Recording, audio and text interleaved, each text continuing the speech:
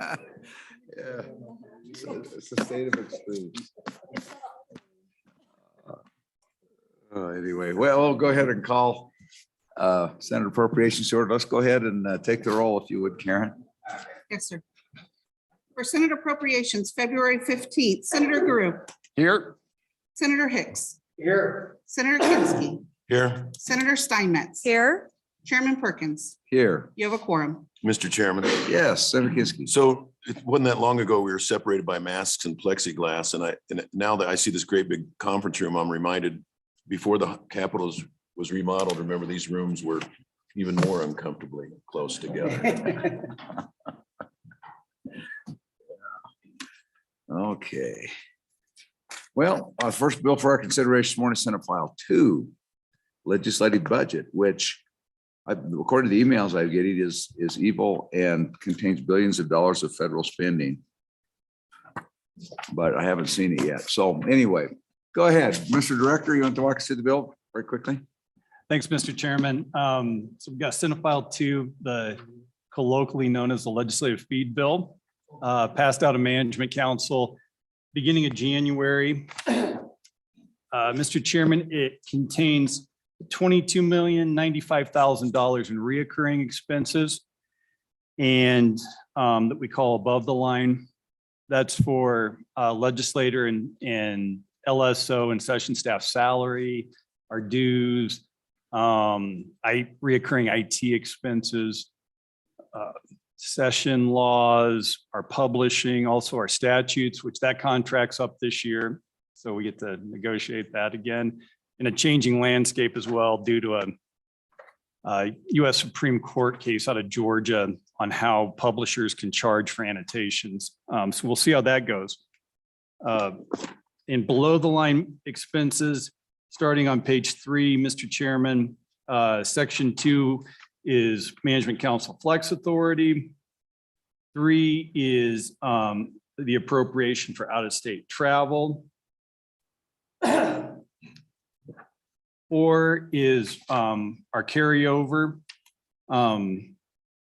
And section A provides that nothing in this bill reverts. We carry over our money from year to year, have been for quite a few years now.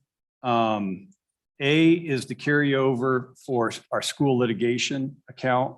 It's about $1.5 million in school foundation program. We carry that if our school funding plan gets challenged in court. 2 on the top of page 5, Mr. Chairman, is the carryover for legislator laptops when you purchase those after they time out, which we're on the 4-year cycle for both legislator and staff laptops this year. 2 or 3 is again a general carryover. 5 is our appropriation of $125,000 on the bottom of page 5 for IT projects, including our legislative management system, which is bill drafting, and our committee system. 6 is a special appropriation for new legislator training. This isn't included above the line because they're not actually members yet. When they go through the new legislator training following the general election in November, we've got $34,000 for that. 7 is a reappropriation of general fund monies for, again, school litigation. This is to the AGs. This money is getting spent down and will continue to be spent down through the remaining months in this fiscal year. Right now, it's less than $1 million, and we won't know what it is until July 1. Section 8 on page 8. Chairman. Go ahead, Senator Kinsky. And so it's being spent down on what? How does that differ from the previous expenditures on page 4, which $1.5 million of the school foundation funding being held for litigation? What is this money being spent on through the AG's office? You bet, Mr. Chairman. That's actually being spent on their school finance litigation section in the Attorney General's office. We just carried that over as part of the war chest for any possible litigation every biennium. That's page 4. Page 4 is the school foundation money that was originally appropriated for our litigation in 2005. We've carried that over for 15 years. Thank you, Mr. The Chairman. other appropriation is just the biennial appropriation to the AG's office for their operations in the school finance section there. Thank you. All right, continue. Page 8, Mr. Chairman, special contingency is $500,000 in management council contingency. Section 9 authorizes legislators to travel for economic development purposes, including traveling internationally. Section 10 on page 10, $20,000 for legislators primarily on the CapFin committee to attend the Wyoming State Treasurer's Investment Conference. Section 11, first subsection A is $50,000 for us to continue the contract we have with our interior design consultant for the remaining furniture in the Capitol. B is $140,000 for miscellaneous furnishings and projects in the Capitol complex, and $12,000 for room management equipment and professional fees for our wayfinding system. Section 12 on page 12 is $25,000 to pay for salary, per diem, and mileage for the Capitol Square Interpretive Plan Subcommittee, which you created in the CapCon bill last year, but which I forgot to put an appropriation in there for. So that's why it's in the feed bill. Okay. Any questions for Director? Mr. Chairman. And those of you who are, so the only two people that in this committee that aren't on management council are Representative Steinmetz and me. So is there anything you all want to tell us about this bill? It's a good bill, Mr. Chairman. Okay. Just one quick question from there. Yes, go ahead. So circle back to the Georgia litigation about annotated statutes. What's that? Mr. Chairman, Senator, part of the fee structure for our contract with Lexis, who's the publisher of our statutes, is that they create the annotations to our statutes, and then they can charge for those annotations through their pay services, such as Lexis Online, where you buy, law firms buy a subscription to it. They provide those to us for free, but part of the royalty system that is based on what they can get for in charging for those. The US Supreme Court, Georgia had the same structure with, and Lexis was also their publisher. And they tried to enforce their copyright, the state of Georgia did, and went to the US Supreme Court, and the US Supreme Court said, no, that would be like trying to copyright a judicial decision, that those are in the public domain and you can't copyright them. So I have no idea how it'll play out with our negotiations with Lexis. It might not matter to them much at all, actually. But if it does, we've included money in our feed bill to hopefully make up the difference in that contract.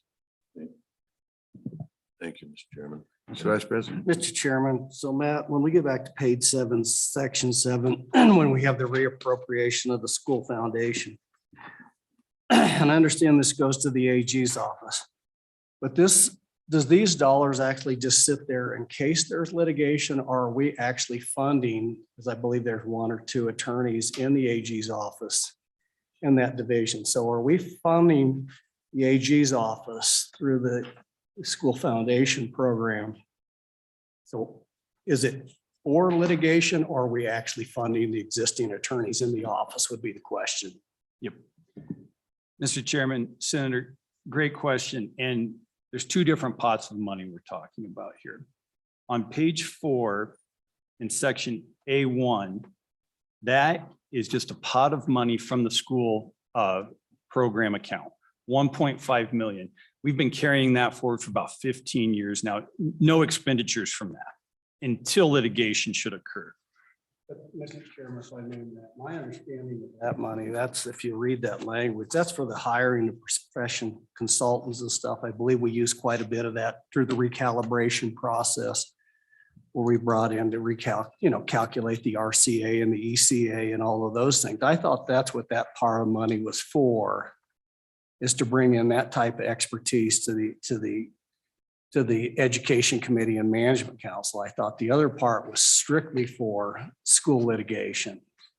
Or, so am I incorrect there? So, Mr. Chairman, you're right that we use part of that for our school consultants. You're right. And then on 7, Mr. Chairman, what that is for the ongoing operations of the Attorney General's office. And it's simply a carryover of that money they don't spend in any biennium. So that's general fund dollars under Section 7. So, Mr. Chairman, under that scenario, Matt, why would we do that, run that money that way, rather than just run it through the AG's office and the regular money and just designate it school foundation money instead of running it back through the feed bill? Mr. Chairman, it's been in the feed bill for 15 years now. It's simply, if we get sued, that we've got money to be able to deal with that. It would be the legislature that would get sued. We could certainly carry it over in the AG's office if that would be the preference of the body. All right, thank you. All right, thanks. Anything? Go ahead, Senator Drew. Thank you, Mr. Chairman. Good morning, Matt. Couple of questions. On page 3, line 2, the general administrative support, IT. Actually, I had a chat with ETS yesterday about some of the stuff about computers and stuff for the members and all that. It's like, I've got a computer that I've had since I was in the House, and the representative who was before me and Teton County had that same computer. So I think it's going on at least 8 years old. And for me, it's fine. Mhm. But they were mentioning to me that while it's fine for me, from a security standpoint, it may not be so fine. And so I guess my kind of led me to think about it a little bit more. Are we working with them on that? Do we have an inventory of everybody's computers, how old they are, and security risk versus, and my roommate, his is just dying. And so he was saying, well, I think you need to go ask him about that. But what's the general policy? And then that carries over then to the section, $125,000, a couple pages farther, about the information system. Are we working on that as well with them? And how's that all panning out? Mr. Chairman, so Senator, first question. Our laptops, all our computers are on a 4-year cycle. And this is the year we will replace all of them. And there's funding in that roughly $1 million to do that. Second question on our LMS system, our legislative management system, that is done through our consultant that we've had for years on it, that built the system, and in-house with our own programmers. Just one last follow-up. So if we're going to change them all and then go, so then we start fresh with all the computers, then we'll be able to tell, and they can help us decide when, from going forward, then when the needs change or when security things change. I guess that's the big point. Was just about security. So, Mr. Chairman, yeah, we work with ETS on what security upgrades we need on our computers all the time, constantly. Thank you. Anything else? Matt, just off topic, but just that discussion, just brought it back. So when you looked at the judicial branch budget, they had a $1.5 million in there for a data lake. So basically data storage. It occurred to me that that we have lots of data storage across the state. And so just put in the back of your mind and take a look at, and that is there a separation of powers issues if we allocate a certain amounts of the state's data storage to the judicial branch? So they don't have to have their own data storage. Mm-hmm. And I talked to the Chief Justice about it, and she's more than willing to look at that, because obviously there's some economies of scale, and also, obviously we also have the ability to have, a more unified system, but still have to observe the separation of powers. Yeah. So if you maybe just maybe put that in the back of my mind, start thinking about that. There may be something we want to work at coming down, how we do that. You bet, Mr. Chairman. And Jamie would be the best person to discuss what our current data storage arrangement is with ETS. And when he gets back, hopefully feeling better, he can have that conversation with you. Okay, thank you. All right. We are on any other questions? All right, well, we'll go ahead and open up Senate File 2 for public comment. Is there anybody who wishes to speak on Senate File 2 legislative budget? Anybody who can speak on Senate File 2 legislative budget? Mr. Speaker, anything for us this morning? Welcome. Always nice to see you. All right, with that, committee, what's your pleasure? Move the bill. Bill's been moved by Representative Senator Guru and seconded by Senator Kinski. Any modifications or changes? Any modifications or changes? Mr. Chairman, Mr. Vice President? proposed amendment on page 4. Okay, page 4. This deals with, page 4 deals with the first section where we come in and we look at the carry forward to prior appropriations. And this is specifically what I'd like to do on page 4, starting on line 7, Romanet I. This is for the professional consulting that would go through provide consultants to the Joint Education Committee as approved by the Management Council. At this point in time, what I'd like to do is just delete line 7 through 22.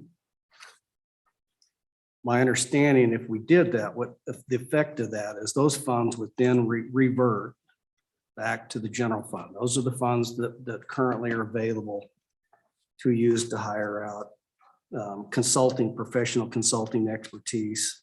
That would be as a recommendation to the Management Council would approve those for use by the Joint Education Committee. Okay, could you state your amendment? So starting on page So page 4, line 7. just delete all of Romanet I, which is line 7 through 22. If you do that, so if you delete line 7 through 7 to 12, that first long sentence that ends on 12, you've just wiped out the fact that it's not the reappropriation. That's not your intention, is it? Yes, it is, that it's not reappropriated, that those funds would revert. Mr. Chairman, I would ask Director Obeck, would that be the effect of that? If we do that, would those funds just sit there or would they revert?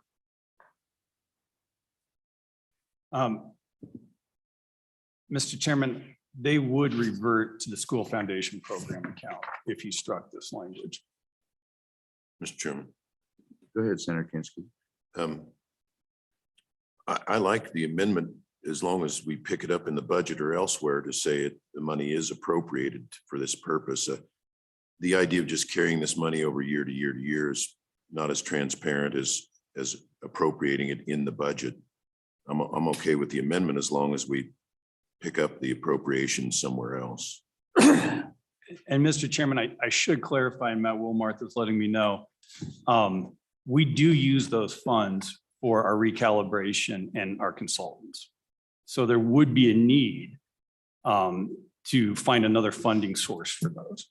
And, Matt suggests if there's money that we do get from the AG's office under section 7 of the bill, we could use that for consultants. So, Mr. Chairman, if I can follow up ahead. with that question. So what is our anticipated utilization of those funds for the next 24 months as far as hiring consultants? Is it, we've just gone through a recalibration effort. We've just looked at looking at the external cost adjustment. So what are we looking at? And I think this gets to Senator Kinski's point. Nobody in the legislature, unless you're on Management Council, would know what that money's even be expended for. So what are our anticipated expenditures for hiring professional consultants? And I don't have the answer to that question because I'm not on the Joint Education Committee. So therein lies part of the problem. And Mr. Chairman, so the contracts, you're right, they're not through the Joint Education Committee, they're through Management They're Council. approved through Management Council. And what we'll have for the next fiscal year is just the internal cost adjustment again, and whatever work we need on the the budget. Matt also says K through 12 monitoring reports every year is required. It's likely about 50K for the next 2 years. And so, Mr. Chairman, just follow up. So the monitoring reports are composed by, By our consultants. so they do hire a consultant, and that doesn't come through WDA's monitoring through the crew report? You know, you're getting out of my depth here on the education question. So those would be better for Matt or Tanya. Yeah. But I think that illustrates my concern is back to Senator Kinski's. I'm not opposed to spending the money. I just like to know what it's being spent on and where it's going. And that's my concern and the rationale behind the motion, not to say that we shouldn't bring these back, but it should be brought back through the normal budget process where the legislature has the ability to versus just a continual reappropriation. So that's my concern, Mr. Chairman. Okay, thank you. And Mr. Chairman, we could certainly provide a breakout of how these funds have been expended over the last, couple biennium or however long we want. Okay. But is there a second on the Vice President's motion? Well, you seconded it. That's right. All right. Further discussion. All right. All those in favor of the motion, say aye. Aye. Those opposed, no. Motion does carry. Anything else you want to do to your bill, Mr. Vice President? Mr. Chairman, I wasn't aware that it was my bill. Well, you're the ranking member of the Management. Management Council sitting on the. I think that's the president and the speaker are the ranking members of the management council. Okay. Mr. President, or Mr. Chairman, what I'd like to do is go to page 7. And it's really the same issue here. It's dealing with the reappropriation. And this is a reappropriation that goes to the Attorney General's office for school litigation. My amendment would be to go down on page 7, line 20, and strike the word not. So it will say shall revert on June 30th, 2020. And then strike the balance of the line on Excuse me, you said, you said. after shall, strike not, Right, but then you said 2020 and or 2022. So that's, Okay. the rest of that stays. And then the balance of line 21, starting on, strike the balance of that line, all of line 22, all of line 23, and then line 1 through 12 on page 8. So, Mr. Vice President, with this action and with the prior action, you now have eliminated all funding or anything to do with school litigation or school or even the consultant's work. So are you intending to reappropriate this or are you just striking from the budget so it cannot be expended? No, Mr. Chairman, the intent was to take it out of this where it's just a continual reappropriation. We haven't taken up the budget yet, but we would bring these back. This is the budget. This is the budget for the legislature. It's not the general fund budget where we fund the agencies and the individual. This is so the intent would be is to get it out of the continual reappropriation and the fee bill. And actually put it back into our normal general fund budget. So it's transparent that all the members of the legislature have an opportunity and they can look at this. This is a management council bill. I think it should be housed either within the agency in this particular case.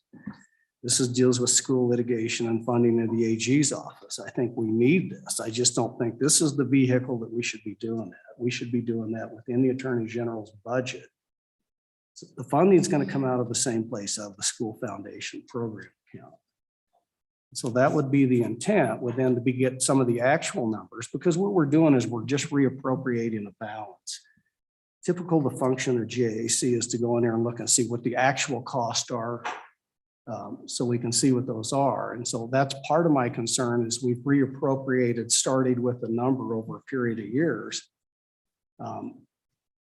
Back to our earlier discussion, I don't know what all that money's being spent on. And so I'm not sure this is the most transparent way that we should be budgeting for these school litigation counts and some of these others. I think if we went through the normal process and went through the AG's budget, and they come in and present that to the Joint Appropriations Committee and tell us exactly how that's going to be spent. Is it going to AG's salary? Is it going to consultants?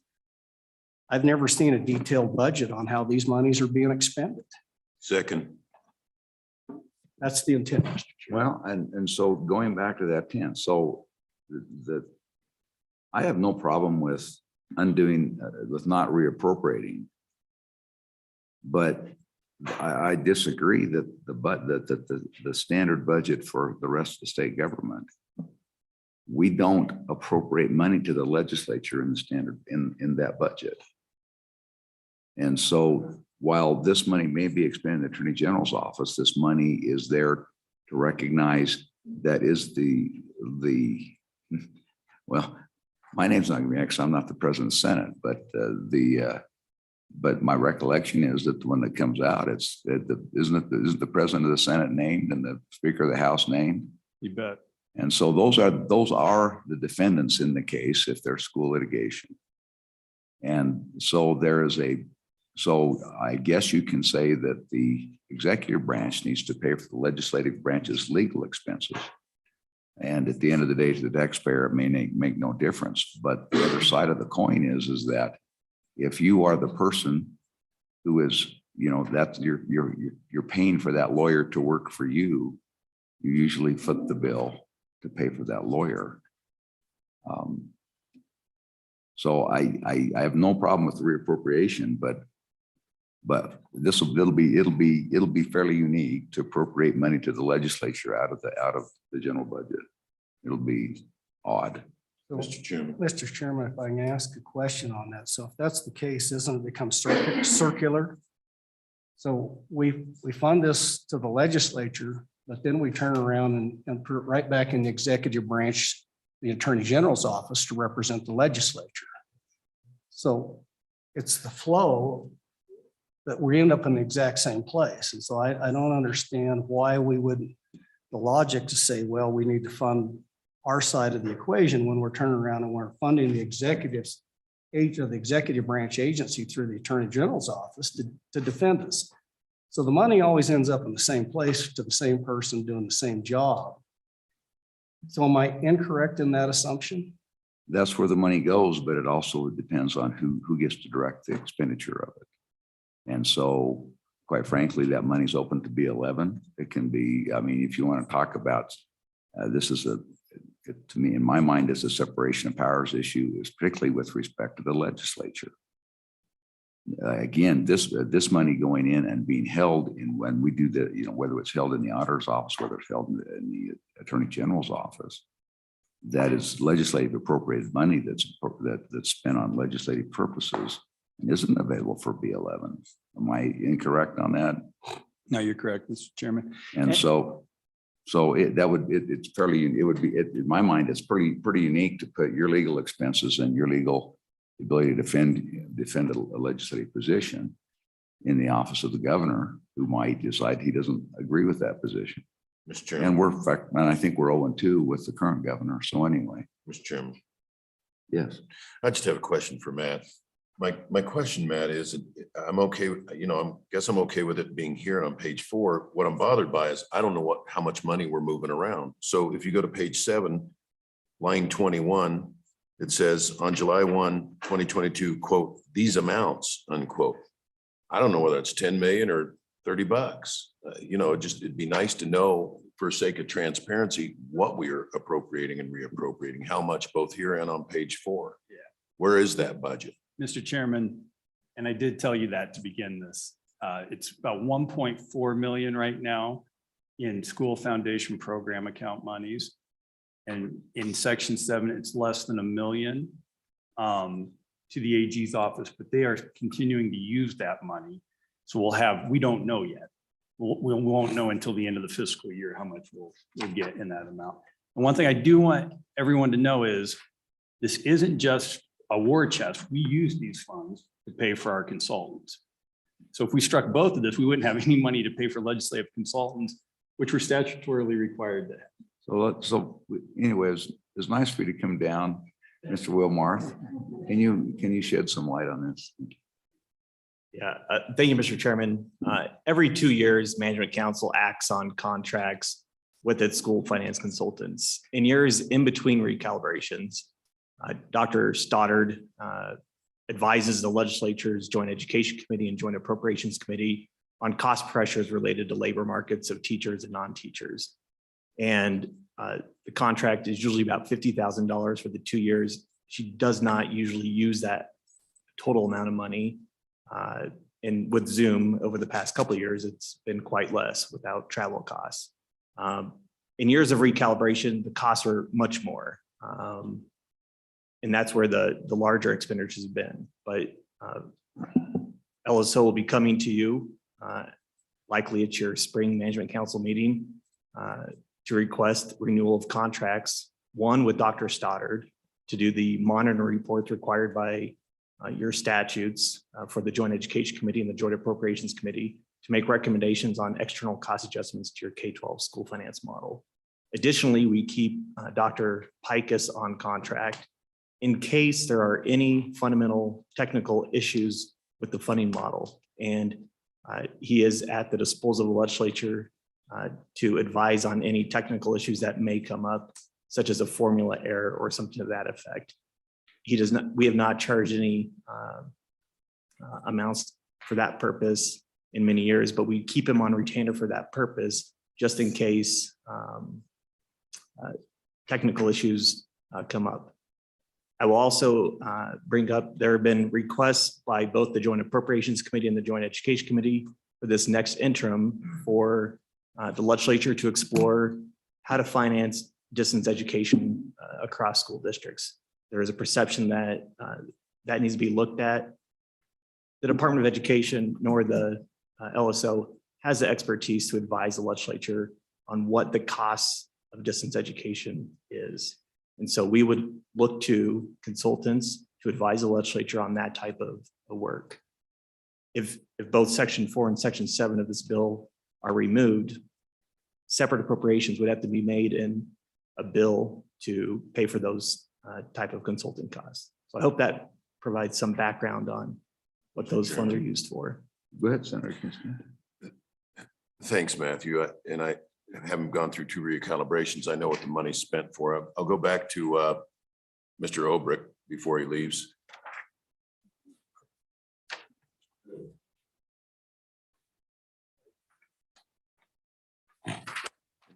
On page 4 and page 7, why can't we simply allow the money to revert? And then page 4, we say there is appropriated 1.4 million for these purposes. Then on page 7, we allow the money at the end of the biennium to revert. And what is the amount that's been appropriated to the AG? Typically looks like 7 million here. And just appropriate that dollar amount so that we see how much is actually being appropriated rather than just reverting these unknown amounts. Can we do that? Mr. Chairman, Senator Kinsky, if you want to create a new section or modify or amend one of these sections to just appropriate a standalone amount from the school foundation program account and you set the budget for that cost, you can let these remaining amounts revert to the school foundation program account. That's fine. I think Director Obrecht indicated this has been in our feed bill for many years and that we're just following the practice of the prior legislatures and just reappropriating these balances and having the amounts from the AG's office be transferred to the LSO. If you want to set a threshold of X dollars and just appropriate that from the school foundation program account or the general fund or whatever account you so choose, I think that's appropriate as well. So, Mr. Chairman, Senator Kinsky. so the amount on page 4 is 1.4 million. What is the amount needed on page 7? We know there's less than 1 million left. I don't know what it started out at. Mr. Chairman and Senator Kinsky, I'd have to go back to see what was appropriated in school foundation program funds for this current biennium. But we don't know that amount until the end of the biennium, until the Attorney General's office has made their final expenditures in that ending balance. It may be zero. I don't know. They took budget reductions last session. And so I know that budget's been reduced already. But I can certainly identify how much was appropriated last year to the Attorney General's office for you. Thank you, Mr. Chairman. And Mr. Chairman, I mean, just so we're clear on why this has been in the bill historically, it's if we get sued when we're not in session, there's not a fight about the funding for it. We've got the funding available and we can hire outside counsel to represent the state in that without having a battle in the legislature and being needed to call into special session to provide, excuse me, to provide that funding. Mr. Chairman. Yeah. And I do understand that as well. The only thing I'm questioning is the mechanism of reappropriating unknown amounts of dollars. I'm with the vice president. Let's allow him to revert and then appropriate a known dollar amount so that there's transparency in the budget. I don't question anything that either of the Matts said here. I get it. I just want more transparency.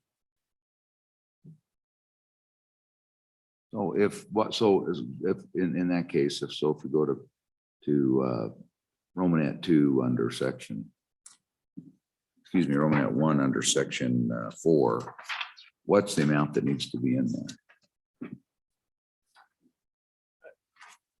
Mr. Chairman and members of the committee, I would say at minimum, you need 100,000. And I would recommend a $50,000 contract for this next 2-year cycle for Dr. Stoddard and another 50,000 for Dr. Pikus, just in case Dr. Pikus needs advice on any technical issues with the funding model. If the legislature wants to study this interim distance education costs or any other school finance topic that requires expert advice, then I would increase that amount. So, Mr. Chairman. Yeah. So Matt, give us a ballpark on maybe last couple bienniums, absent a recalibration, as to what those kind of traditional expenditures been. So if we do the 150,000 and there may be something that comes up, do we have any ability to look back and say, well, historically, if these issues come up, or even looking prospectively out, if we know there's something out there? I know there's some issues from talking to the education committee about some of the reading with some of our younger students that we may want to do, but I guess I think that's where Senator Kinski and where I'd like to go is I'd like to see the number reappropriated, not reappropriated, but say every year we come in here based on what our projected needs are and what it is, and let's appropriate the money here instead of an unknown balance. So that's where we want to get to, Mr. President or Mr. Chairman. It's not to starve the beast, but it's to say, let's have an actual number in there that we can show our colleagues based on what our either our traditional expenditures are or our estimated expenditures going forward. So Matt, any ideas on that? Mr. Chairman and Vice President Hicks, at minimum, I recommend at least $100,000, which would be two $50,000 contracts, one for Dr. Stoddard, one for Dr. Pikus. And then any additional amount for any expert advice on any K-12 school finance items. Looking back, it's tough to say this is what your burn rate is because we've had a recalibration in 2017, 2020, 2015. And before then we had accountability costs. There was a select committee on school accountability that required specific contracting costs. So looking back doesn't really provide an idea of what a traditional burn rate looks like going forward. And so at minimum, I would do the $100,000. And then if you want to appropriate additional funds for potential items that your joint appropriations or joint education committee may want to look at for intern topics and have consultants provide expertise. I don't know what those costs would be because we have to go out for an RFP likely on some of those, or you could certainly retain your current school finance consultant, Dr. Pikus, to provide an estimate of what those costs would be. Thank you, Matt. If you did a recalibration study, what was the last contract for recalibration? What was that? Yeah, Mr. Chairman, it was close to $1 million. Close to $1 million. And you have a committee, you do have a brand new superintendent of public instruction. You may have, and so it's a Board of Education and the superintendent of public instruction comes forward with. I mean, for being types of proposals, you're gonna need some backup for the joint education committees to take a look at and regard and look at their own information as well. So just tread careful. That's my only advice to you. Mr. Chairman. Go ahead. I just saw a comment. From my time on the management council, I understand, and I think of course we'd all agree on the need for transparency, but what this points out is leaving the management council with the nimbleness to make moves when we're not in session. We don't know when these things are going to come up. The chairman just pointed out some things with a new superintendent that may come up that we don't know. I think that it would be, I think what I've been hearing during this conversation is kind of two different tracks. And that one is reporting, that we could use a more robust reporting system on what's been, maybe a historical look back. But, and that's why I voted against the first one, is because I felt like we needed a little bit of leeway. I'm going to put a number in there and say not to exceed. I guess that could work too. But prior or before just striking it out, I was having trouble with that because I didn't know or didn't see where it was going to go. So if we want to put a number in, that's fine, but I'd like to see it stay. I'd also like to see it have a number that's adequate for conditions in the unknown, because that's why I think it's been there before. Mr. Chairman, Senator Kinsky. I entirely agree. And we don't know what that amount is, because we're just doing unexpended rollover. It could be zero. We don't know that we're actually leaving them with adequate funds. And we don't let any other agency say, you know, it's murky. I don't know whether we'll get sued. We won't get sued. I mean, there's an obligation to put something down on paper, and if they aim high and we don't get sued, that money reverts and we reappropriate. We don't do this with any other agency, or maybe we do, but we shouldn't, is my view on it. We do it with the public defender. With capital cases, we do it with, we have public emergency, $20 million of public emergency money in the governor's office. We have probably, SLIB. we have, yeah. Mr. Chairman, those are all definitive dollars. I'm saying there is no dollar amount specified. I know it's 1 million for the capital. I know it's 20 million for the governor's emergency. And I want the LSO to be nimble. I just want to know what the number is. Mr. Chairman, I understand and I agree with that transparency, and I hope we'll bring that to coal litigation. I hope that we'll bring that to a lot of other pools of money that we set aside for unknown lawsuits of unknown origin against unknown people that we do in the course of our budget. So I look forward to that. I look forward to having that discussion where we lay out and delineate those dollars and get exact amounts. I look forward to those conversations. But if we're not, then maybe we should allow for some, you know, just a little bit of wiggle room, because I think we do that and we allow that in other sections. But one way or the other, it's good. So if we're going to do it that other way, I look forward to working with you on that. Mr. Chairman, I'm agreeing with you entirely. In all those other instances, we have a dollar amount that is appropriate. We don't here. Mr. Chairman and So why Senator isn't that Kinsky. number, why don't we just reappropriate the 1.4 million? I mean, Fine with it. That's what I'm trying to say. yeah. Mr. Chairman, Senator Kinsky, section 4 is the $1,488,585.55. That is section 4. Now, what's that number again? $1,488,585.55. That is section 4. The unknown number is section 7. We don't know what that is because the AG's office is continuing to expend those funds currently.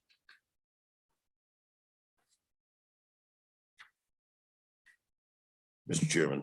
Go ahead, Senator. So Matthew, on this exhibit, and I noticed at the bottom, the notes relate to section 7 and section 4. So number 1, section 7, that corresponds to the top section. It looks like the annual expenditures, like we've been budgeting about $1.7 million a year. At one point, we were appropriating 2 million. Or is that the total expenditures?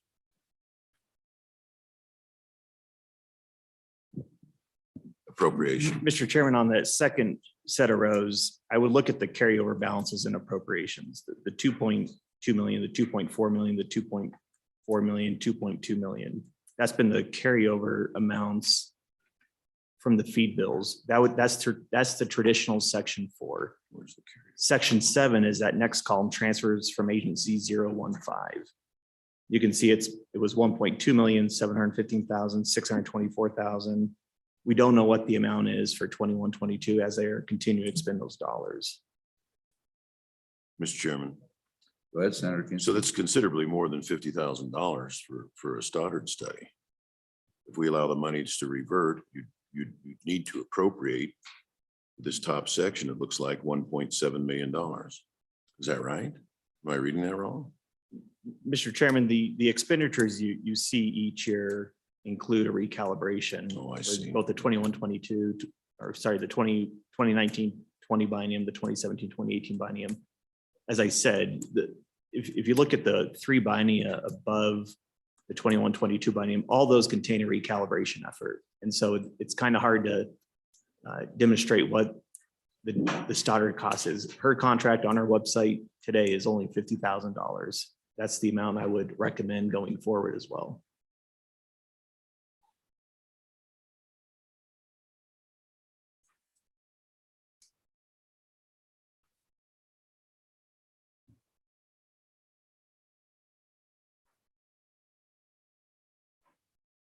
Mr. Chairman, Mr. Vice President. there's a motion on the table and I'm going to call that motion. Okay. So the motion that was on the table was back on page 7 on over the top of 8.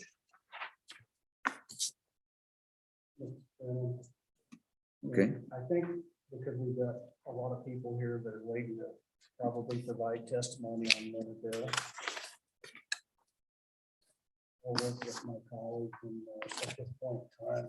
I'm going to lay this back to the next appropriations meeting. Mr. Chairman, what I'd like to do is go ahead and move the bill out and we can work on any potential committee of the whole first reading amendments and just pass this bill as it's currently, and then we'll work on that appropriation based on our current motion and figure out, I want to work with staff a little bit to find out. I'm just trying to run some numbers here on what the averages have been on the non-recalibration years.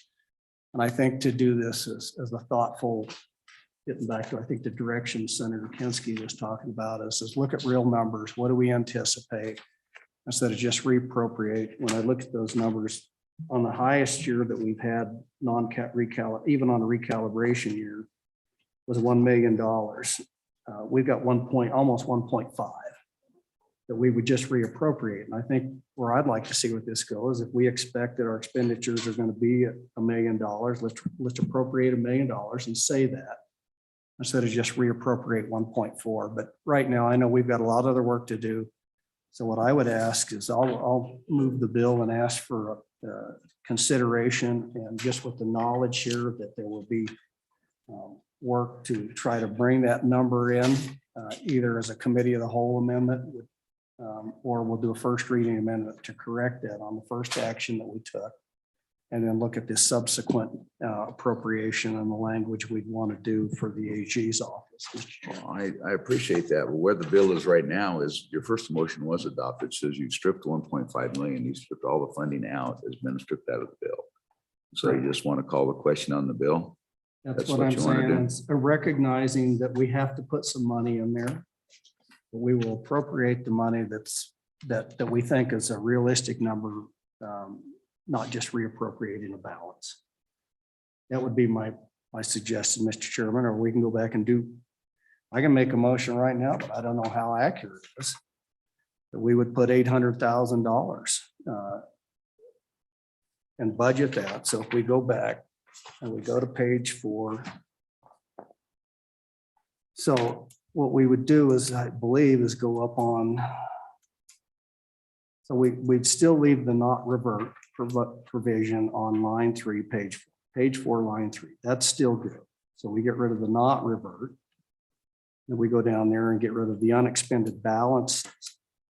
Well, right. And I think what happens if we just remove if you just remove lines 7 through, I think if you just line 7 through line 12, and then you just say you appropriate $800,000. I think you're $800,000. there.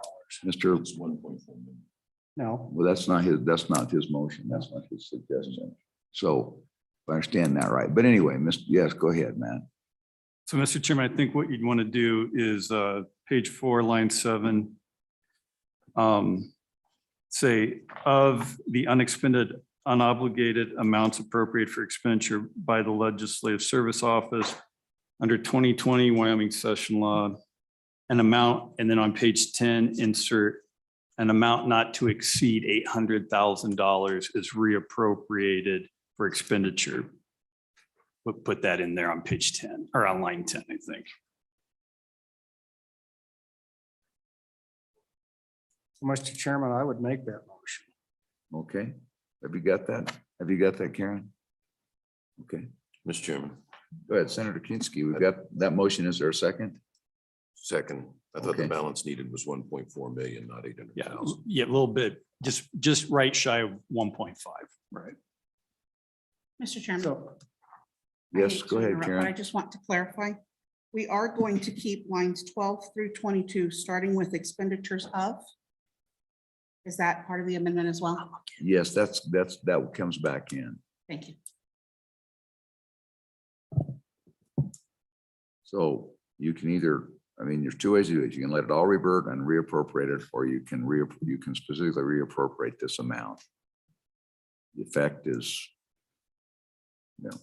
either one is not going to make any difference. motion was 800,000, and members, if you go to the handout that was provided to us and you go down to agency 201 and you go down there and you look at the bottom table and you go over there and you look at expenditures. So you go to the expenditures column, 2015, 2016, which I believe was a recalibration year. We spent $1,086,250. In 2017, it was 787. 2019-20, which was a recalibration year, we spent $826,000 roughly, and then the last biennium was 702. The 800,000 would pretty much be the average for the last 4 bienniums. Okay, and That's so where if that the- number comes from. and if so your feeling is then if the General Appropriations Committee thinks they need more, they should bring that up when this bill's on the floor. That's what I would suggest, Mr. Chair. All right. That's the motion. I've got a second. So any more discussion? Mr. Just want to make sure, Karen, have you got that? All right. Any more discussion? You ready for the question? All right, on the motion, all those in favor say aye. Aye. Those opposed, no. No. Motion carries. Anything else? You ready for a question? Any other amendments or requests? Ready for a question on the bill? Karen, we didn't take action on that second motion. It was withdrawn. Is that correct? It was That not is voted on. correct. All right. Thank you. All right, let's call the roll on Senate File 2. On Senate File 2 as amended, excuse me, Senator Guru. Aye. Senator Hicks. Aye. Senator Kinsky. Aye. Senator Steinmetz. Chairman Perkins. Aye. 5 aye.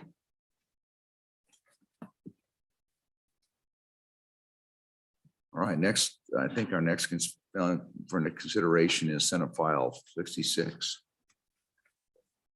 This is Rescue ARPA Recovery Act Funds Appropriation.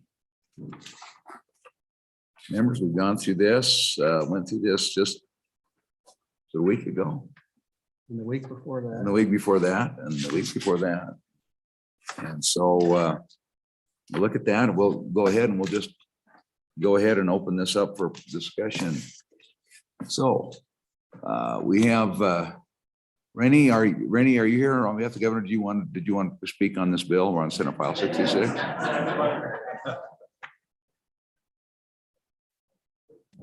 Mr. Chairman, thank you very much for the chance. Rennie McKay, Governor Mark Gordon's Policy Director, and you know me as an ARPA fellow, so thanks a lot for the work on this. In reviewing what you've done, I think we've identified a couple of issues specifically. One is related to the Section 604 of ARPA, which is related to connectivity. It's called the Capital Projects Fund.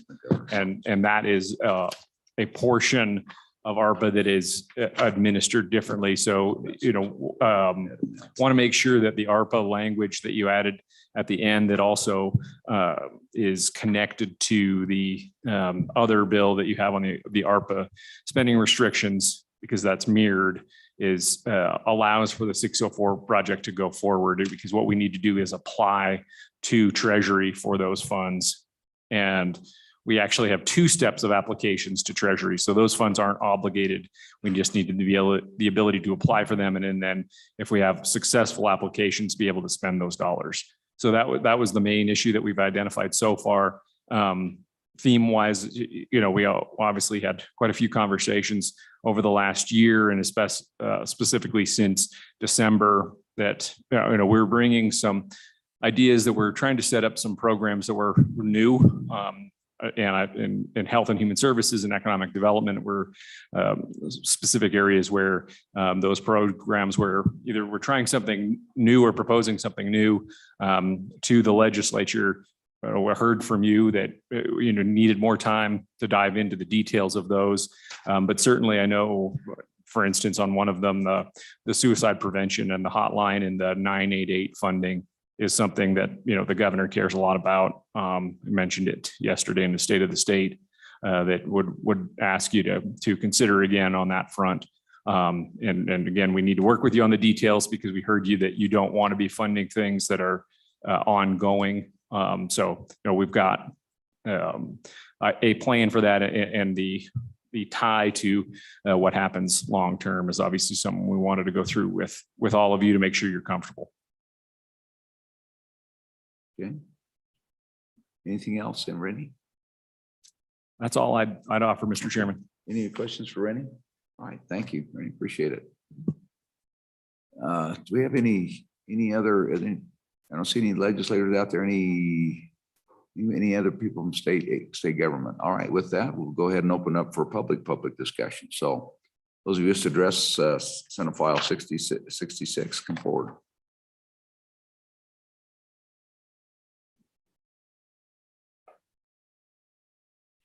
Morning, Mr. Chairman. My name is Matt Hall. I'm the mayor of the city of Cody, and most recently was on the governor's strike team in order to help figure out what to do with some of these ARPA funds. First of all, I appreciate all the work that has been done up to this point to bring this bill forward. I would make a little apology that I was not here previously to go over some of these more specific programs that you voted on as it pertains to the bill. But there was one topic that we, of course, debated quite heavily in our strike team, or talked about extensively. And looking at all of you individuals, I think that each one of your areas probably has been affected by housing. And so we talked about bringing forth a bill to fund a program at the WCDA for 3 years, $66 million. And we decided to bring that down to more of a 1 year, $22.6 million ask that I believe the governor put in his initial ARPA request for eligible funds. And just on that a little bit, the crux of what we were trying to get at was to try and affect those people that have issues with affordability, kind of a gap between the low income and then, and as far as that workforce of people that have good jobs, but just can't quite afford housing. And in some areas, of course, it's a lot more acute, like in the Jackson area. In the Cody area, we've seen our medium housing prices go from $230 to $330 in 2 years, and our medium income per household has stayed the same. So there is certainly an interest to try, I think, from a lot of our elected officials and community leaders throughout the state to try and come up with something to help address the housing issue. Our initial proposal was to go ahead and work it through the WCDA, and I talked with Scott Halversland, and he might be either on Zoom, or Mr. Illoway is here also. The WCDA already gets federal funding for low income housing. And so we were thinking that this appropriation could go to them. They could use their resources available to try and stand up a program with the WCDA. As far as the appropriation being from 3 to 1 years, housing takes a lot of time. we know that we have to have these set by the 24th and spent by 2026. And so there was maybe more of a reason appetite just to stick with a one-time ask for this. But I'm asking the committee and maybe the legislature as a whole to consider putting that housing back into this ARPA eligible funding request. Thank you, Mr. Mayor. Questions for the mayor? Mr. Chairman. So Mayor, welcome and thank you. As mayor, I struggled with affordable housing, and we struggled to come up with the right model. We tried a number of things in 08, 09 during the crash. They all fell apart.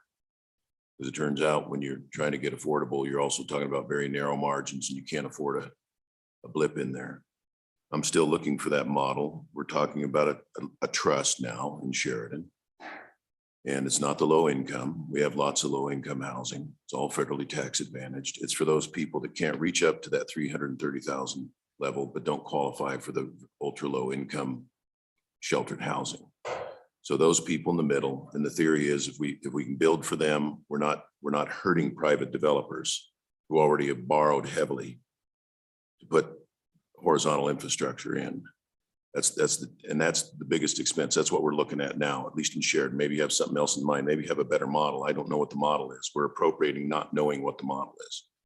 But in my mind, you've got $100,000 to work with. Okay.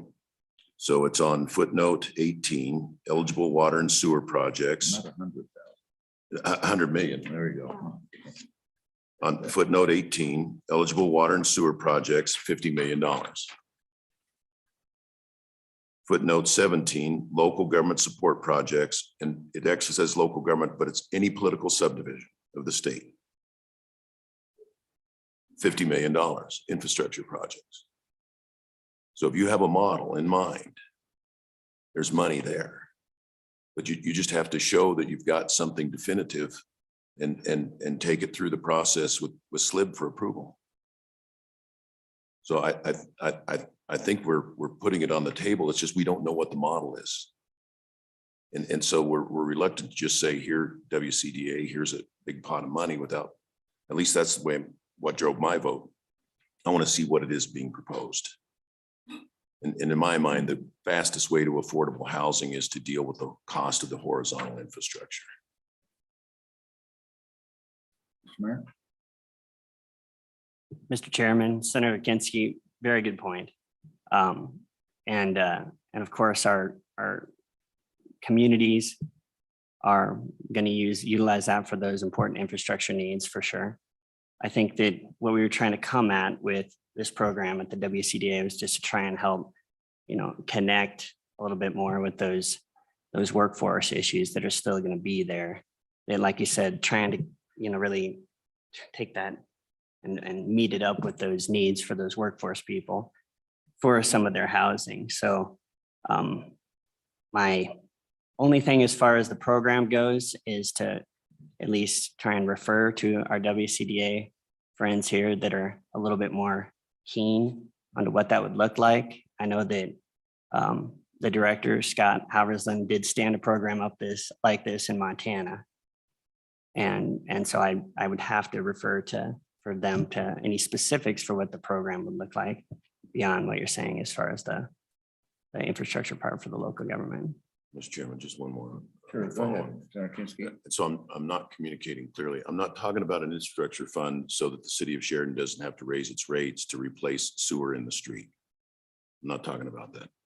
I'm talking about you have 30 acres, however you acquire it. Now you've got to put streets, water, sewer, curb, gutter in there and divide it all out into lots. Usually that falls to the developer. That's a huge expense that gets baked into each house. That's what I'm referring to as the horizontal infrastructure.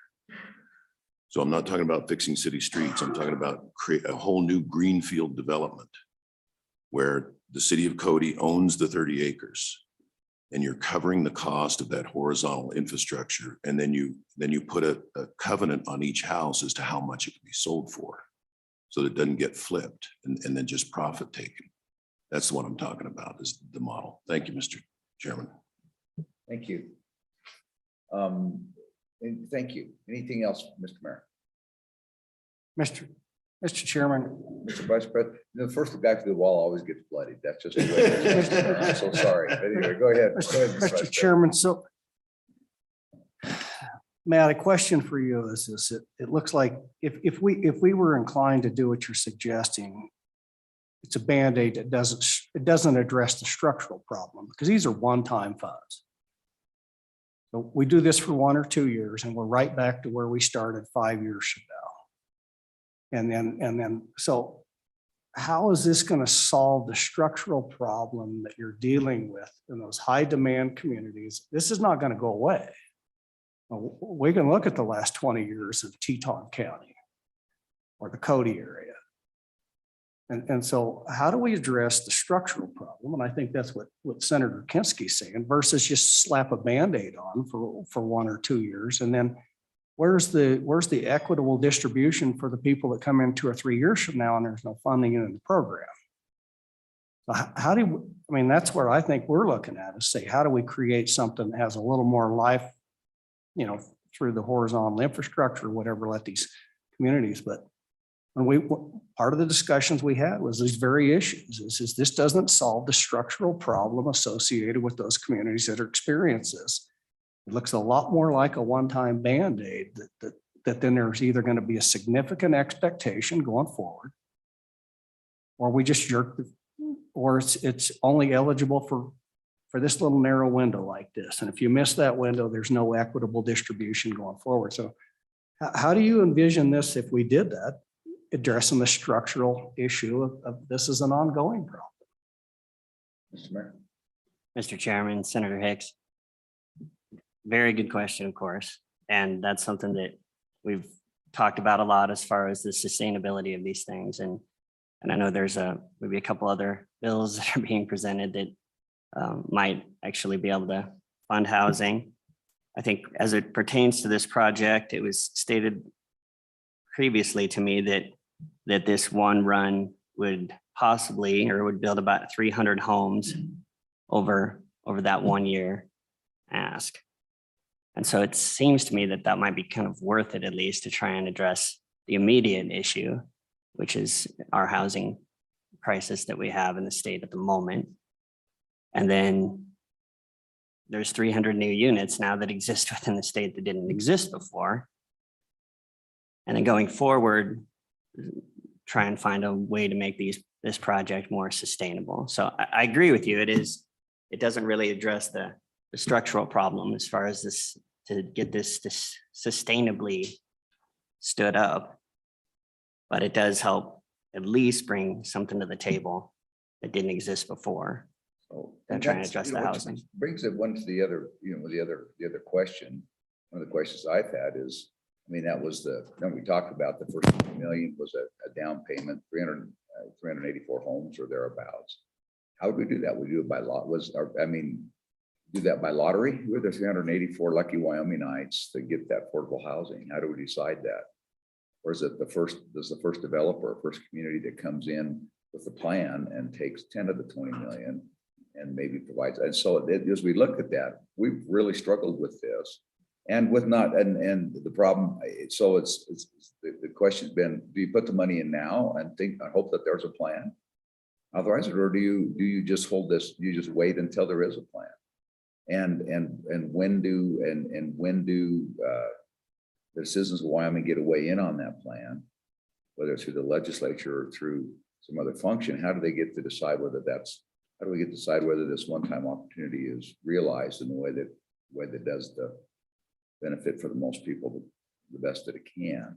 Those are the questions we've struggled with, and the timing is it's a tough issue because it's too early on. We don't have all the guidance. We don't know everything we have to do yet with this. The guidance continues to change a little bit, doesn't it, Rennie? I think it continues to be a challenge. You've got infrastructure coming right behind that. How do you tie all that in? It's these are all tough issues. Not taking action has its own costs. So we all find ourselves betwixt and between about what we do and how we do this. But it's very, very difficult for us to go and say, "Hey, there's 20 million, go forth and do good and don't screw it up, WCDA." WCDA is doing a great job doing lots of things. I mean, we have look how many homes we have, first-time homeowner buyers and the programs that they've done to the state. Years, they've done a tremendous job. It's a new deal, but we have no information which to know. We really don't have much of a other thing. We think we can get 384 homes out of that. Who benefits from that at the end? Is the developer who puts the money in his pocket? This is the person who walks into the home for much less than they ever did, and they have immediate equity. That's a better plan that I think. I'd rather see it go to the state of Wyoming and the folks that can't have affordable housing. I'd rather see them have immediate equity than have a developer make a few extra $1 million out of that. So, but those are all the things that we're struggling with. And if we can get some answers to those things, we'd love to entertain it. But we're not seeing those types of answers yet that satisfy this, that this program is going to be an important or appropriate and provides enough benefit to enough people. That's what we're struggling with. Anything help we can get on that, we're more than happy to take. Mr. Chairman, just a quick response, if I may, to that. And that is, I totally understand with that. And that's why I drew the short straw and I'm here getting bloodied, as you said, the first one here. And I would be happy to get with the WCDA, get with Scott Haversland to bring those answers forward to you so you can see just what this looks like conceptually. I do think that it takes a little time to build a house. And so that is another reason maybe to try and get 3024 got to be obligated and expended by 2036. Right. Excuse me, 2026. Excuse me. I wish it was 2036. Me too. Time. So yeah. So I would be happy to do that if we can keep this conversation ongoing, I suppose. Well, yeah, I mean, we need that. If we understand how it works and it makes sense to us, we're willing to talk about it. That's not no, we don't want affordable housing in Wyoming.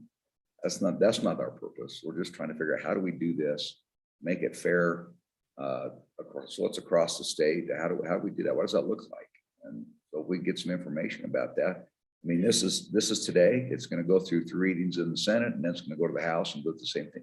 So have a little bit of time. We have maybe a week and a half.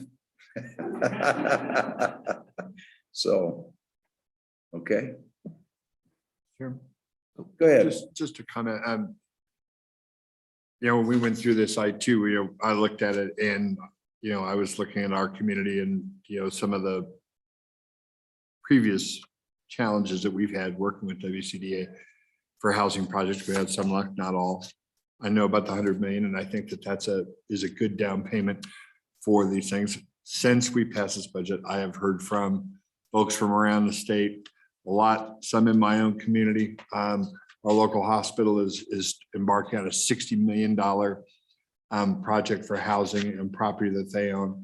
Our local school district owns 20 some acres that they're looking at spending another $20 million on. And they're looking at these pools of money, but they're looking at these as the last money in. They're raising money. They're putting forth other ballot proposals for spec dollars.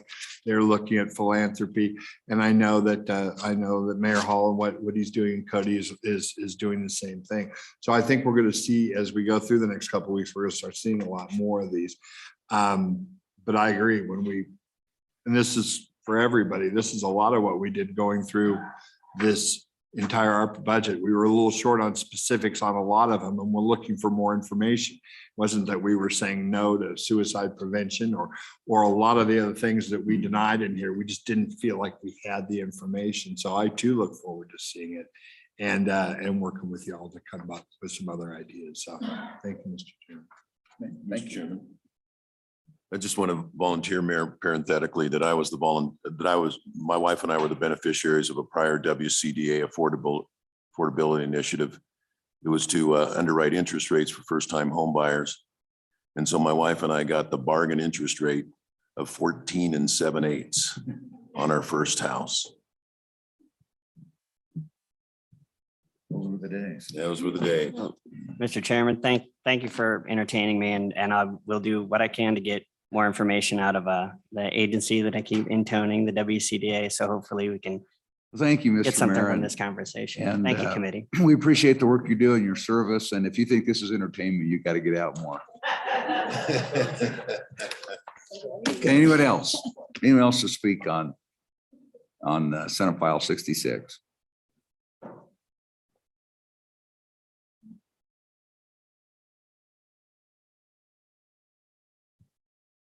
Good morning, Mr. Chairman. I currently am chairman of the WCDA board. And I appreciate your comments, your thoughts. This is not an easy answer, or it would have been done a long time ago. Senator Guru's area in Teton County is probably the hardest hit. But there are other areas of this state, from Cheyenne to Cody to the southwest part of the state to the northeast. You're right. We have not heard from a single, almost no community has told us that everybody's struggling with affordable housing. Everybody is struggling for affordable housing. And as I indicated to you early this morning, my wife is on the Wyoming Arts Council. And when they went out and talked to folks, it wasn't necessarily about art that they heard about. It was about affordable housing. So I don't think it's just the WCDA or just the mayors or whatever. I think it's everybody that has to be thinking about, how do we do this and do it right? $100 million is wonderful. Maybe 300 houses. But how do we do it correctly? And I think it's not only Senator Guru or Senator Kibbe. We all have something to say. And so I would urge everybody that just sits and listens to what we're talking about is let us know. WCDA will take phone calls, and if you've got ideas, how do we do it? Let's hear from you, and let's hear from the legislature. There's 90 of you. Somebody's got an idea how we do it correctly and not lose money and not give a lot of money away. It's probably the hardest thing we have to do. No disagreement. And you'll find, Pete, that's, we haven't the governor didn't appropriate. We haven't appropriated all this money because we think the best ideas maybe not even come yet. So, but unfortunately with construction, there is a time, this is time sensitive for us all. We all get that too, but absolutely, Pete, I agree with you. I don't think there's any argument with that.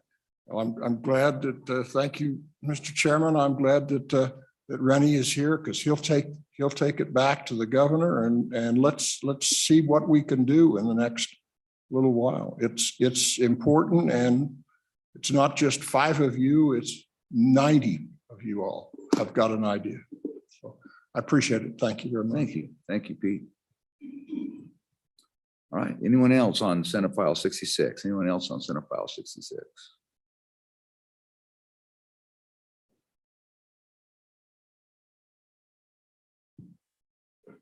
Morning, Mr. Chairman, committee members, Andy Somerville. I am the Executive Director for WAMSAC, the Wyoming Community Mental Health Centers.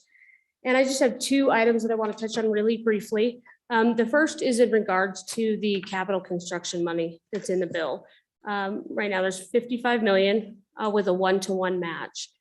Right now, your community mental health centers have about $7 million in what I would call high need projects that could really improve the crisis system in the state of Wyoming, and also improve women's residential services that are lacking in the state. In further conversations after the bill was passed not too long ago, the concern that's been brought forward by my centers is the 1-to-1 match. Community mental health centers run on a shoestring budget. The buildings in the past have come together from a lot of hard work and community funding and philanthropy that took quite a while to put together. With this time frame, it would be pretty problematic for the community mental health centers to make that 1-to-1 match for these projects. It's only about $7 million, but it covers projects in all 4 corners of the state. So there'd be 4 to 5 separate community mental health center projects. And so I just wanted to ask the committee to consider how that is structured in the bill potentially going forward. And if there's a possibility to revisit that conversation about the 1-to-1 match for the mental health projects that may come through. Mr. Chairman, I'll pause for any questions on that topic before I go to the next one. Mr. Chairman, Go ahead, Senator Kinski. thank you. So assuming that you had, I don't know what a crisis stabilization center costs, let's say $7 million. That's the easy part. How are you going to run it? Where are you going to get the money to operate it? Chairman Perkins, Senator Kinsky, that's a great question. And we've been working with the Wyoming Department of Health, Behavioral Health Division to set out those future plans and look for operational money that we can include in the state contracts going forward. We think that we can fund these beds in the current system as it exists right now. And in addition, I would be remiss by saying, especially for crisis stabilization, those centers are detouring people from the state hospital. And that's always the goal. Not only is good for the community and the individual, but it's good for the state's Title 25 budget as well. Mr. Chairman. Go ahead. When you say you're looking for a program that can be put into the center's contracts, I'm hearing general fund money.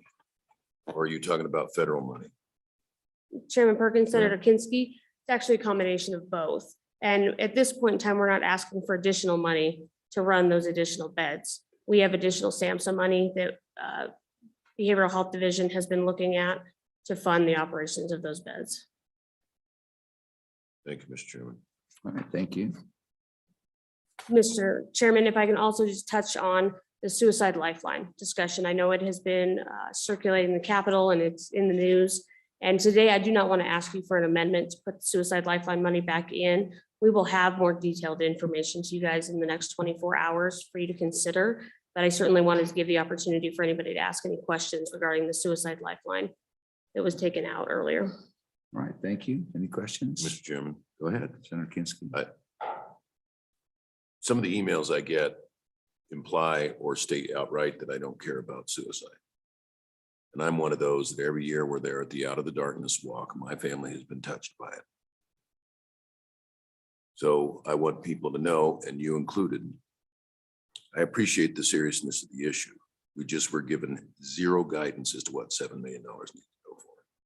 And that's what I keep trying to tell my constituents. When we get a plan, I'm sure the money will be there. Thank you. Thank you, Senator Steinmetz. Did you have something? Thank you, Mr. Chairman. I was just wondering, because we have funded some suicide hotlines and some help in the past. So how would those two dovetail together, and what is existing now in the state of Wyoming, and is it working? Thank you, Mr. Chairman. Thank you. Go ahead. Mr. Chairman, Senator Steinmetz, those are great questions. So first off, this would just essentially expand the hours that we have. So the money that's been appropriated in the past is providing for some hours to be operated both at the Central Wyoming Counseling Center, Suicide Lifeline for the state budget. And then independently, not on state general fund, we have another center up in Graybull that has stood up that's covering some hours.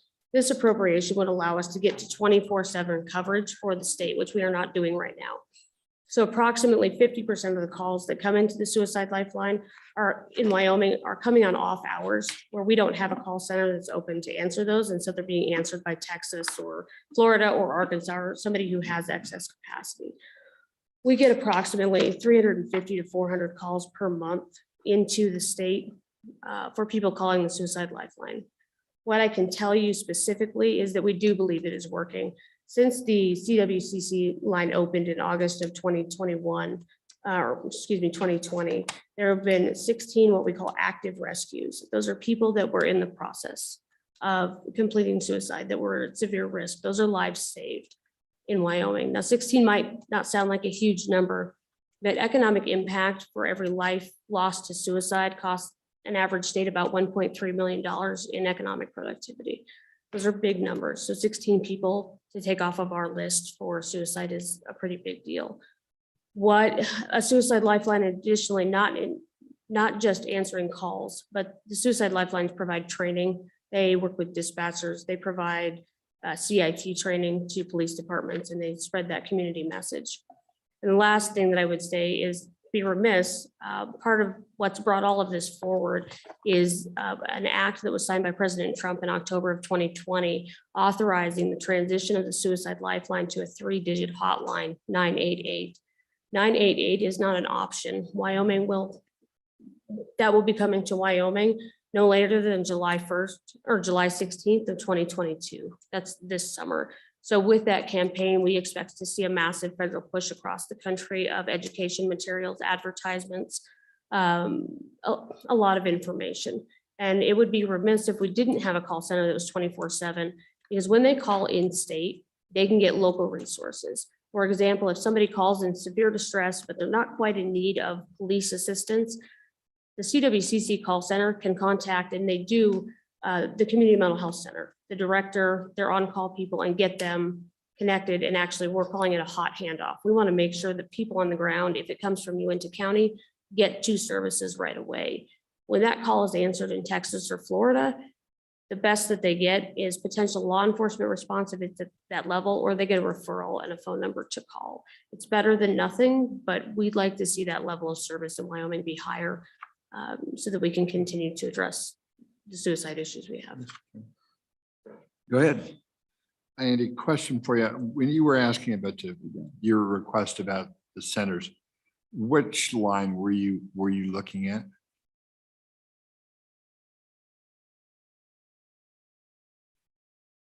Chairman, Mr. Chairman, Senator Guru, that would be 16. The capital improvements? Yes, that was, But if I can, Mr. Chairman, I just direct to also to line 2160 HHS capital construction, $55 million. And if you look on that, on the footnotes on that, it addresses the match question. That's on page 10, line and about the matches and how that can be in the SLIB board can take those into account. Also has a total amount to best. It's right in line with what you were asking, $7.5 million. So you might want to look at that as well. And if I can, Mr. Chairman, I too would like to push back a little bit on the letters. And this is something for future consideration, since a lot of you in the room are in the health space. I distinctly recall a couple of years ago, we came in and got a request for a suicide helpline for $1 million. That was going to be a 24-hour system that was going to solve all our problems. That's what was sold to this body, and we voted to approve it. And so now comes a $7 million request, $7 million plus request that was a little short on specifics. And we say, well, gosh, and honestly, and this is, honest, when we have these conversations, we're going through the page. Didn't we do this 2 years ago? And yes, we got told that was going to take care of the problem. Then we say no. So we get these letters saying this program is a crock. It's 4 days a week, barely covered by people that speak discernible English, and that it was a joke. So now, which one's the right answer? Because in 2 years, I'm starting to ask questions like I'm here. I'm kind of going a little more with my friends here and saying, well, okay, 2 years from now, we're going to get a $12 million program and that $7 million program. That was a crock. What did you guys do that for? So be careful when you come up here, because we listen, I guess is the takeaway. Thank you, Mr. Chairman. Thank you. All right. Anything else? Anything else? Thank you. Anything Mr. else? Chairman. Mr. Soto? All right. Thank you. Anyone else on Senate File 66? Anything else on Senate File 66? Hello, Eric. Morning, Mr. Chairman, committee members, Eric Boley, President of the Wyoming Hospital Association and Leading Age Wyoming. Just wanted to spend a couple of minutes talking to you about the capital construction amount that has been put in here with a little bit of background. I, along with 40 or 50 other people, have been meeting with the Governor's Healthcare Task Force for more than 18 months.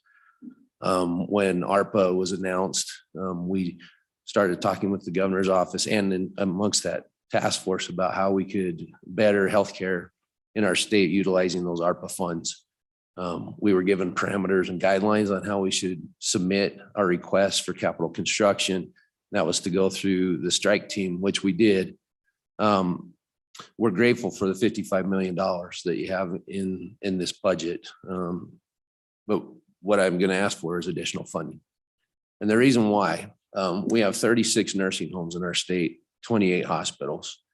When CARES funding was rolled out, we were the recipients of some of that CARES funding, and we did some great projects around the state. But there were a lot of other projects that were left on the table because of the timing of getting CARES funding out and getting it spent. The process with the SLIB board was good. It took some time. We had 15, 16-hour meetings at times going through the applications. And because of people's schedules and things, I think there were some really good projects left on the table. We've also learned a lot during COVID in our nursing homes in particular. We have a lot of semi-private rooms, and the spread of COVID has been really dramatic in those semi-private rooms. I think there are some great opportunities for us over the next 2 or 3 years using ARPA funds to prepare our state now and into the future by creating private rooms, which is what our residents in long-term care want. And if you put yourself in their place, you'd like to live by yourself instead of having a roommate you're forced to live with. Our hospitals have faced some very significant challenges. We've seen a huge decrease in our outpatient revenue, strictly because we've had so many COVID cases recently that we haven't been able to treat the outpatient side of things, and people have quit seeking care. So one of the questions I would ask is if we could possibly increase it by 20 million. And I know you've said that we can come back later on, but I think it's kind of a timing issue also. If we have to go through the process with the SLIB board, it's going to take time. I don't expect them to hold special meetings to go through all of the applications. Secondly, costs are increasing, and with the new CMS mandate for vaccines, contractors that come onto our premises will have to be vaccinated. So there's going to be some challenges getting qualified workers to come in. And I think also there's a multiplier effect. If we want to stimulate the economy in all of our communities, it's time to get these shovel-ready projects going and get these projects done so that we can take care of COVID now and be prepared for the future. So I would ask for an increase of $20 million. Eric, have you got, we've talked a little bit, and have you got that list? I emailed you. I don't know if you got it, but I have a list of some. I have over I a get a lot of dozen. emails these days. I'll go I know back. you I think do, I did. I Chairman. think, does that one come from, is that one from you, or is that one from your wife's email? Sometimes your wife. I didn't send you one. Looks like your wife. Maybe my emails wife's you, but it's emailing you, you. Chairman. I have no idea. I know when you call me, it says it's your wife, but it's always you. I'm incognito. Okay. Mr. Chairman, I do have a list of some. We'd like to, just want to compare notes with, we've looked at a number of projects and kind of, we got that number. We just want to see your list and compare with our list. So make sure we understand your request. Mr. Chairman, I'll resend it to you.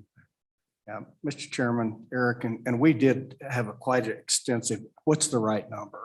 But what we ran into is we have the demand and we recognize, but you get back to the criteria and the restrictions on what we can spend under capital construction for health facilities drove us, quite frankly, I don't know what the federal restrictions that you have on this, that we're going to be able to spend the $55 million. And that was quite a robust discussion. It's not us that are not recognizing the need. We put a list together. We've looked at the list, and then we work with our budget and fiscal people, and they say, that's not eligible, that's not eligible, that's not eligible based on the federal rules and regulations. So I think it's something we have looked at, and we looked at a larger budget, and as having gone through that list and then looked at the eligibility criteria, I'm not convinced we're even going to be able to spend $55 million for healthcare facilities based on the federal criteria and the restrictions that they put on how we can use that money. Have you gone through that same list and taken all those, your list, and then put it right against those federal criteria and said, how much of that's really eligible? And that's where we ended up. And again, I think we were overly optimistic and encouraged people to get creative. And I'll be in 2 years, I would almost think that we're probably still going to have money in that count because of those federal restrictions on how we can spend that money. Yeah. Mr. Get Chairman. us a list, and basically, the three categories that we understood were pretty much emergency rooms, ICUs, and then there's some other component things like air handling, with filtration and some things like that. But it's a pretty restrictive list. So, but anyway, yeah, give us your list. We'd love to compare it and see where we're at and see, some of the stuff anyway.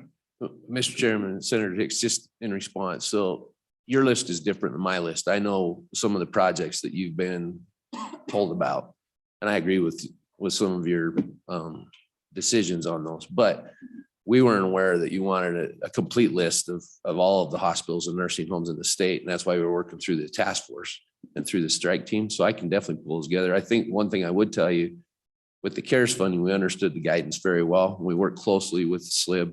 We worked closely with our members to make sure that we were within those parameters and guidelines.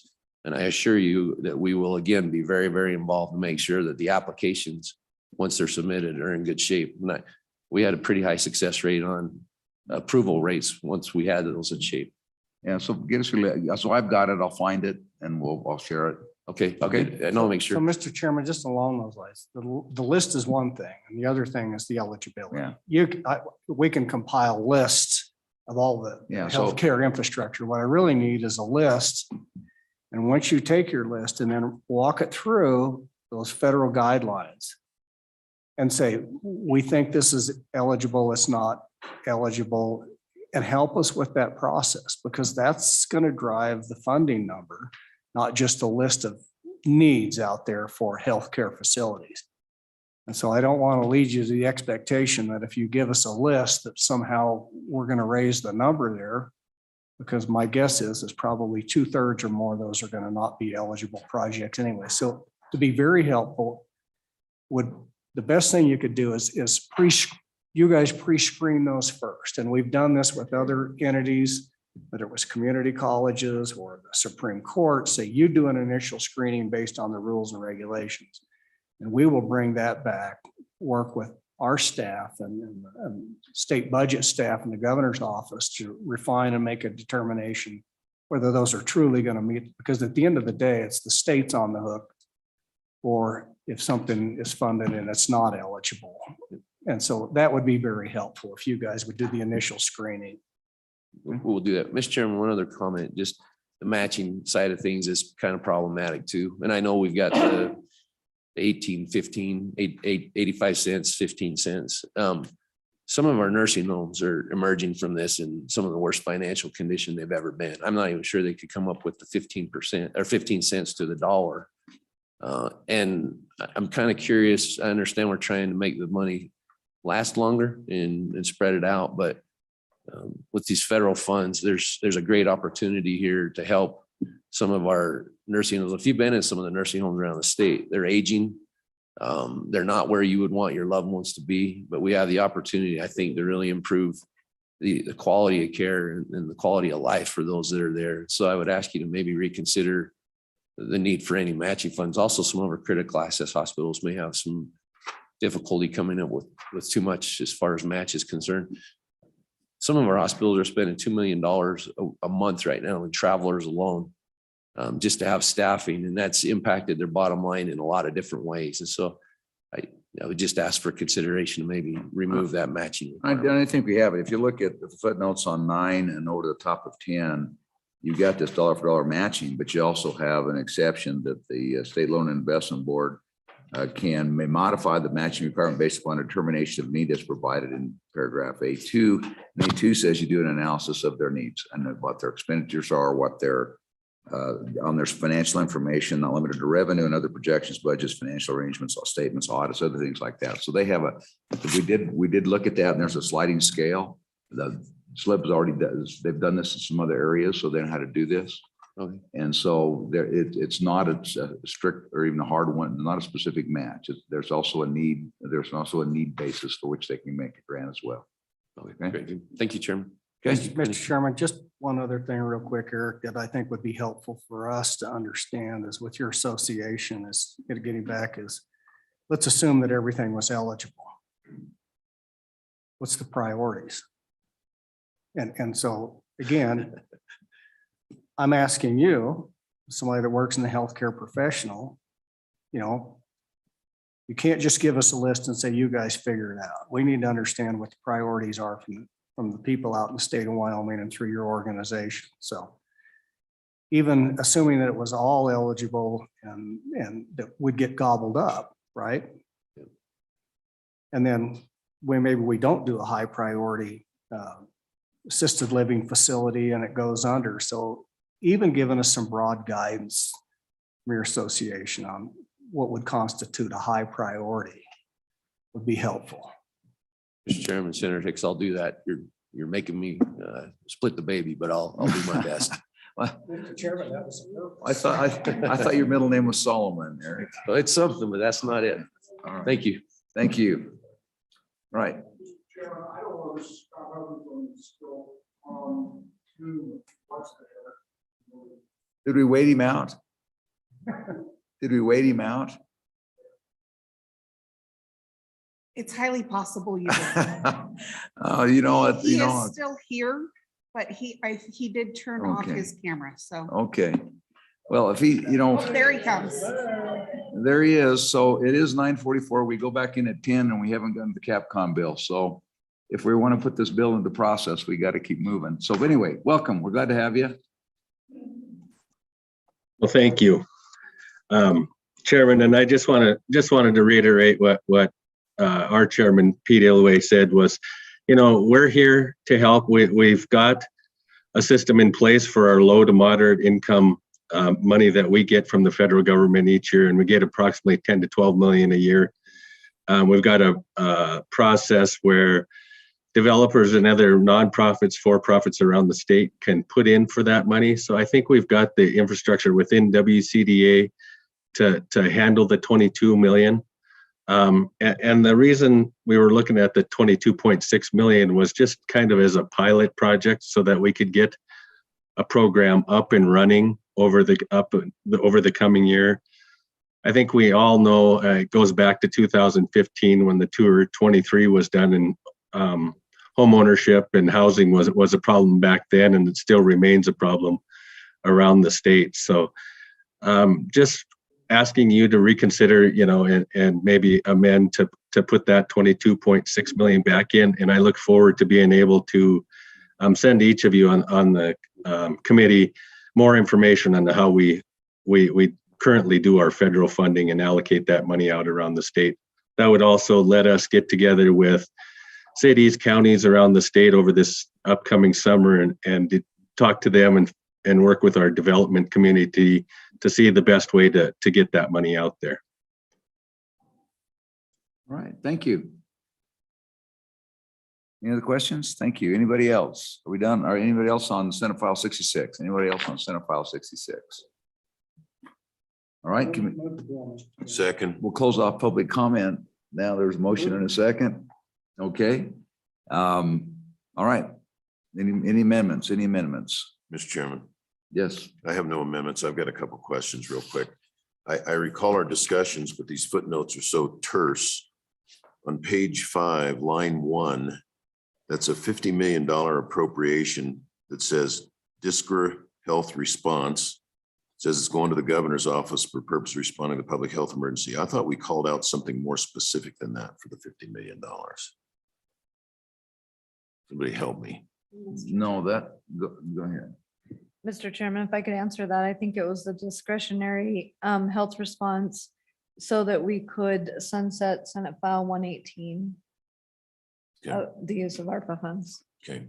And I think this also is the 50 million the governor requested so we can respond to those emergencies. So for some of the operational costs that Eric referred to, I think. What, I don't think so, but it's whatever the governor deems to be responding to COVID-19 public health emergency, the governor gets to expend that amount of money. Thank you, So, Mr. Chairman. You know, there's a big target on your back now, Rennie, because Mr. Chairman, one more question. Page ahead. 9, line 19. I thought my recollection was 5 million. Did we subsequently bump it up to 7.5 or were we talking about 7.5 million maximum project size all along? It did get bumped on the Zoom call. Okay.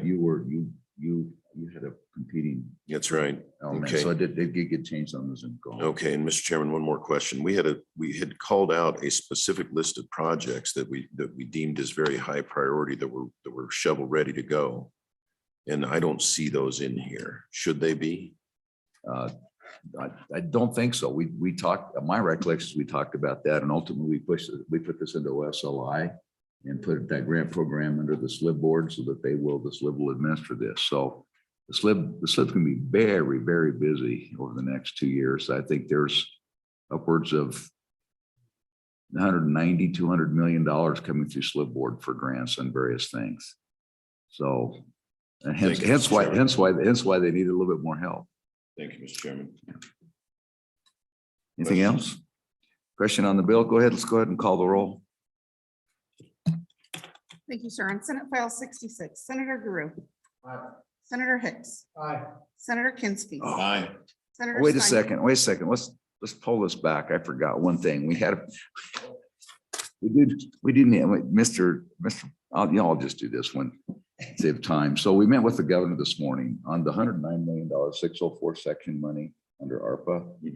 Which, anyway, we've got 12 and a half of that allocated for one particular project. But what happens is we know a little bit more now than we did, which is ultimately what'll happen is if we need to modify this bill to allow the governor, once they apply those projects, once those projects are, if they're approved for the federal government, and 109 is allocated back, we have to provide an authorization for them to continue. They have to. This is the broadband money.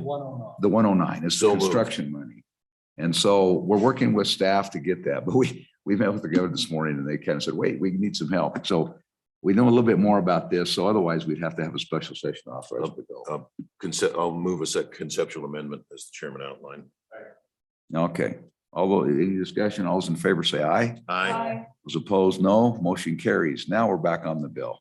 Question on the bill. Let's call the roll. Thank you, sir. On Senate File 66, as amended, Senator Guru. Aye. Senator Hicks. Senator Kinsky. Aye. Senator Steinmetz. Aye. Chairman Perkins. Aye. 5 aye.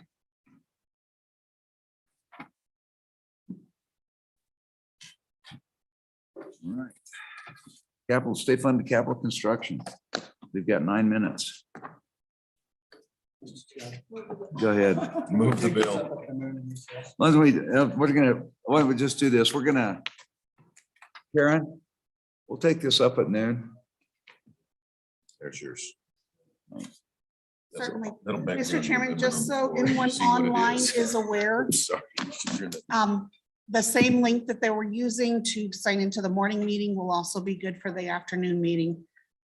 However, the YouTube will have a separate link. Your choice. All right. Absolutely. We'll meet in E301.